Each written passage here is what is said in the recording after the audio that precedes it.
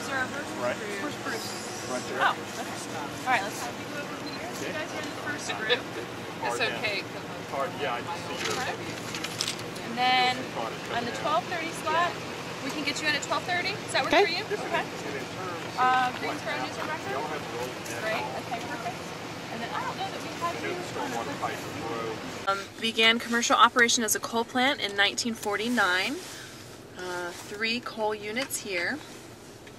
And also at this site, now that that coal plant has retired in 2012, we brought into commercial operation a new natural gas combined cycle plant that we will drive by first. It's 620 megawatts, so very efficient generation. We have, of course, stopped combusting coal at the site. We ceased combusting in 2012 when the plant retired. So the ash basin that we will see today would have received no additional ash since that point in time.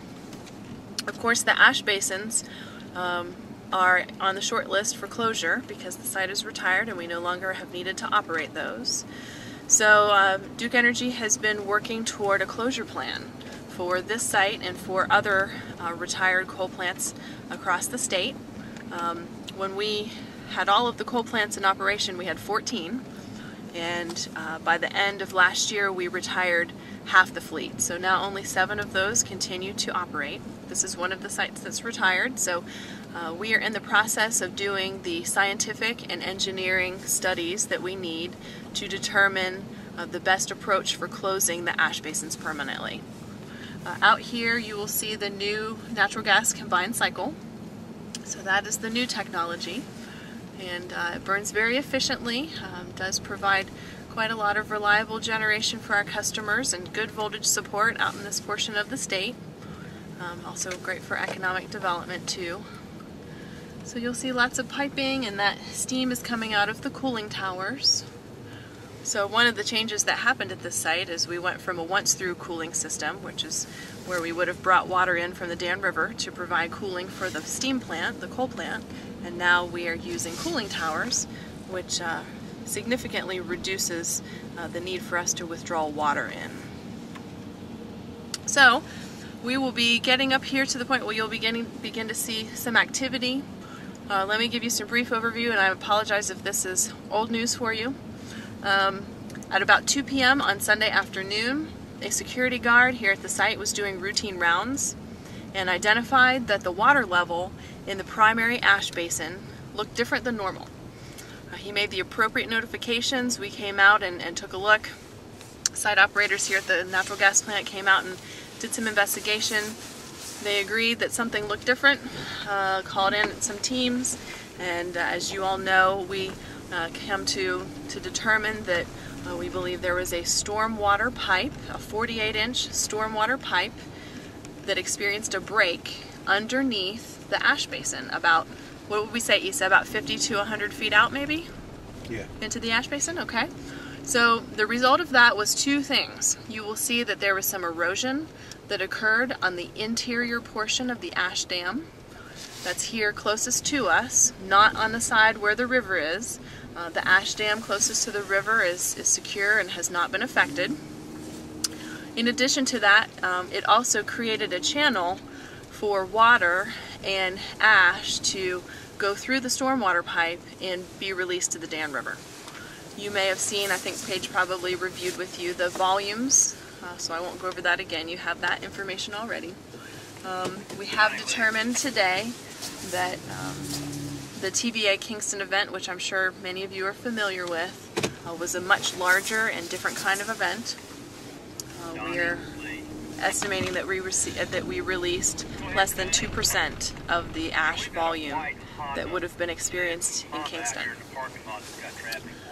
But regardless, significant cleanup activities are underway. So what you see here is a posse of Duke people and experts and contractors and folks who have specific expertise in certain areas. So we will, park here, and then we'll let you all get out and you can get pictures. Issa will need to give us instructions about where we can be and where we can't be, so I'll ask for you to pause when you come out so we can get good instruction from him. Yeah, let me just mention to you, you see where the red barricade is set up there? That's where the erosion of the dam is. We'll go down here. We don't want to come close to the edge of where the ash has.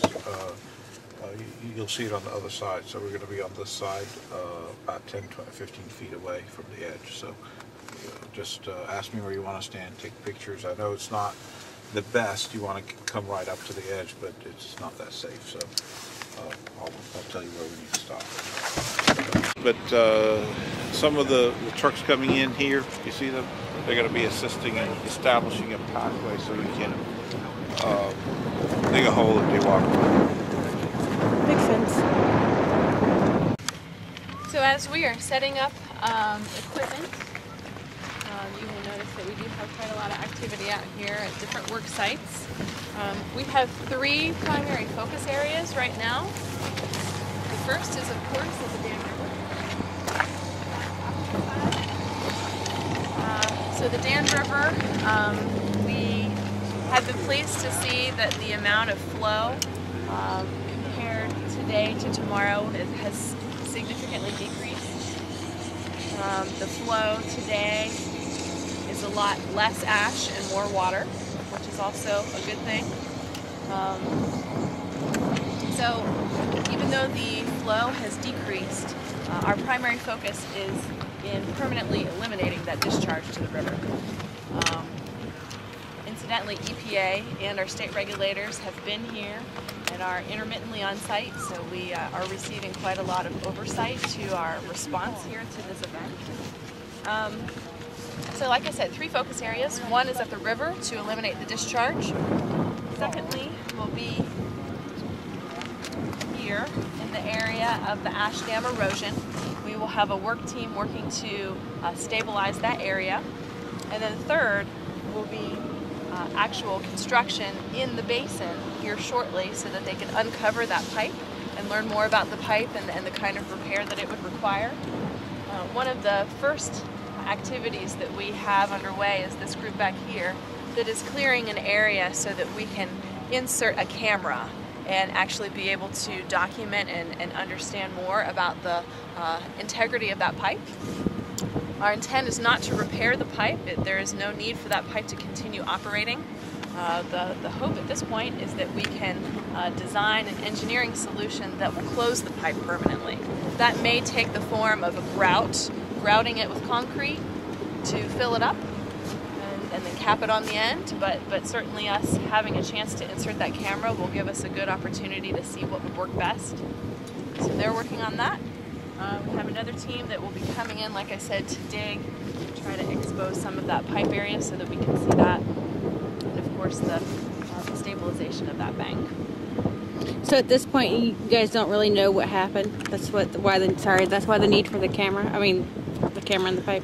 We know that the pipe broke, but it would be helpful to us in terms of determining how to close the pipe permanently to understand what type of break it was.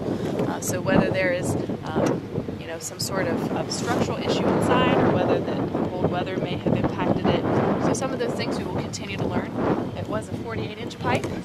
In addition to that, we also have another 36-inch pipe that also served a stormwater function in another separate pipe that also goes under the ash basin.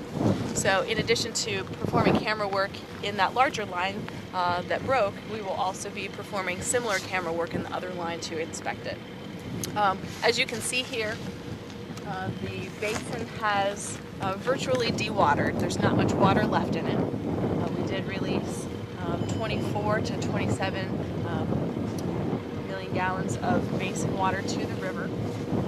We continue to dispatch monitoring teams to monitor the water quality in the river every 4 hours. And we're doing that activity from here at the station all the way downstream to the Dan River water intake.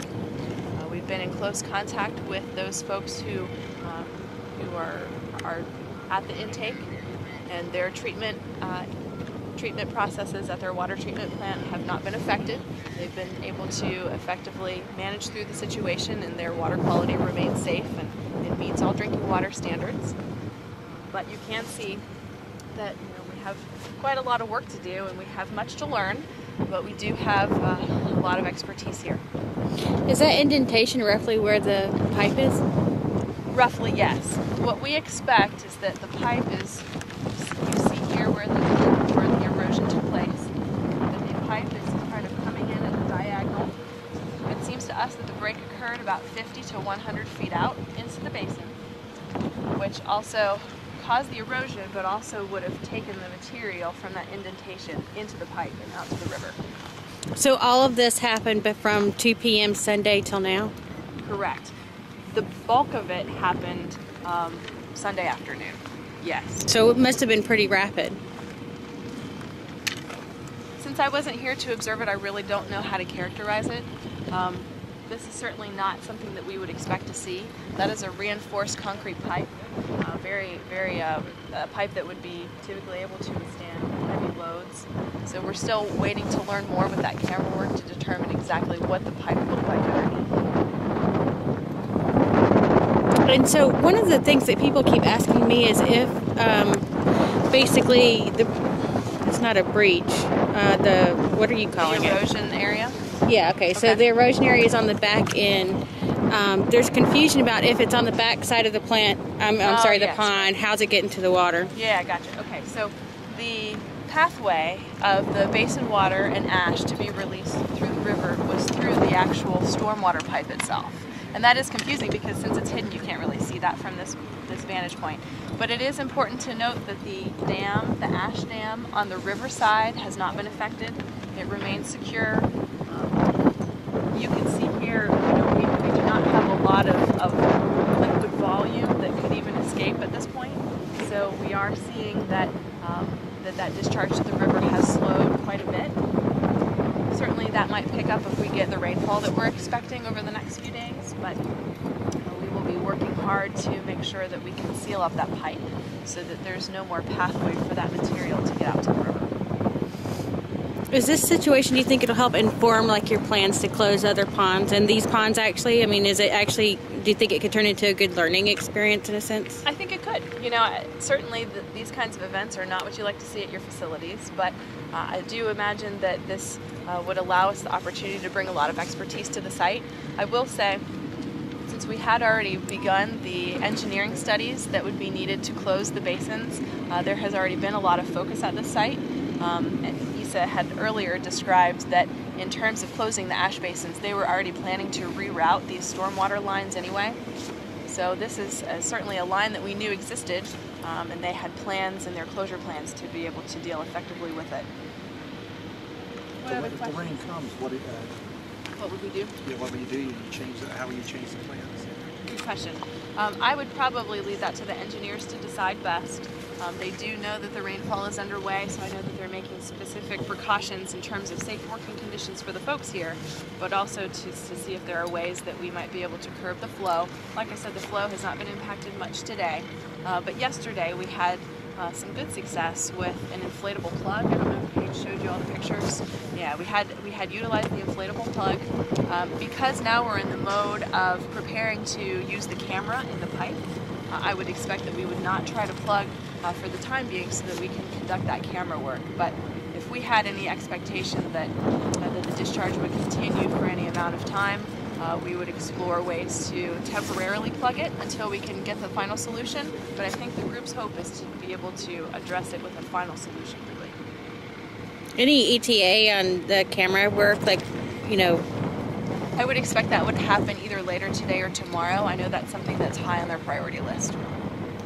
And I imagine there'll be a press release or something. Yeah, I mean, we certainly will be doing press releases as we have significant things to report. One of the other things that we would expect to learn soon is the results of the first water quality sampling. We have water quality teams that have been dispatched that are going up and down river by boat. They are collecting water samples at 6 locations from the station all the way downstream to the water intake at the city of Danville. We would expect to get results probably starting later today. They're collecting those samples every 4 hours through the point at which we need that work to continue. Which lab's doing the work? The Duke Energy State Certified Lab at the McGuire Nuclear Station is doing the work. What about water seepage? Water seepage. Well, I would say To groundwater? Yeah. Okay, good. That's one thing that we should note. So all of the Duke Energy ash basins in the Carolinas and most of the rest across the country, because of their vintage, are online. When do you expect to have the water quality test back? And I mean, if you're having it every 4 hours, it sounds like a long series of water quality tests. We would expect that the water quality monitoring data would begin to come back to us later today, and then from that point we would be in a position to be receiving data on a continuous basis through the point that we need to wrap up the event. And what all are you testing for? We're testing for a suite of things. That would include trace metals, things like arsenic, selenium, those sorts of things that you might expect to be in small quantities in coal. We would also be testing for conductivity and the typical sorts of things that you would look for both in coal ash but also in drinking water. Are you all working with the state of Virginia at all? Yes, we are. In fact, we have had some update discussions with the state of Virginia, certainly North Carolina regulators, and the EPA. The EPA is on site today and probably will continue to be on site through the course of the event. Why isn't the EPA part of this presser? Sorry? Why isn't the EPA participating in the press? I think that they are probably focused on the operations of the events today. They have made a public information officer available to us, so you're certainly welcome to call them. What other questions might we have? Could you, I'm sorry to be repetitive. Okay. But could you kind of walk me through again? What we're seeing? Yeah.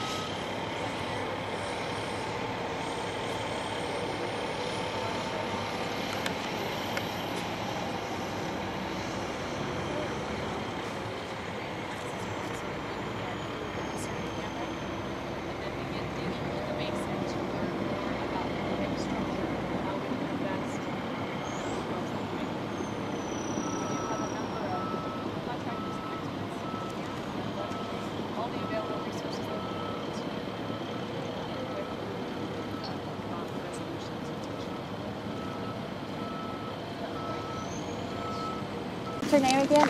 Issa's our. Issa? What do you need to look at? You see how the ledge is over there?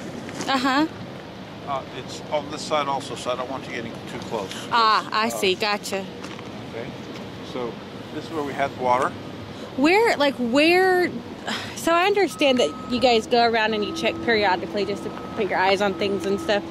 So, where in here did the person who was looking, notice something was amiss? Well, the security guard comes around the berm and he noticed something different.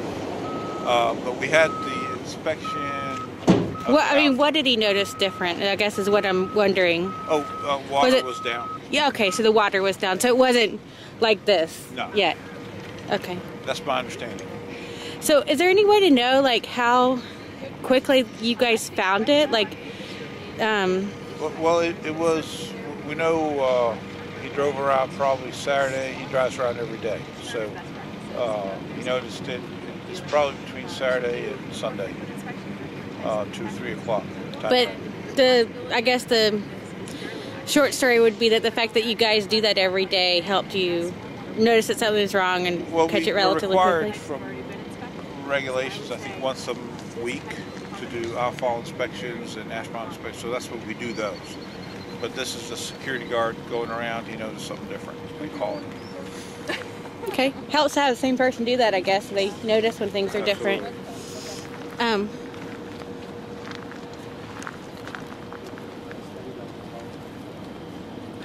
So the pipe break was somewhere down here. Okay. We're going to be sending a camera out here soon. And the pipe goes straight across to the Dan River. It's about 3 feet of soil on top of the pipe, and then you got 30, 25 feet of ash above it. You're standing on ash. This is all ash. All the way back there. See where they put heavy equipment is over there, all the way over here. This is all ash. So it's not, the volume is very small, but left here because it hasn't, it's not been used since the plant shut down. All right, guys. Go far. From 2012. We're gonna have to wrap it up and head back to the next group. Thanks, Isa. Isa? Isa. Isa. Isa. Thank you. Oh, you're welcome.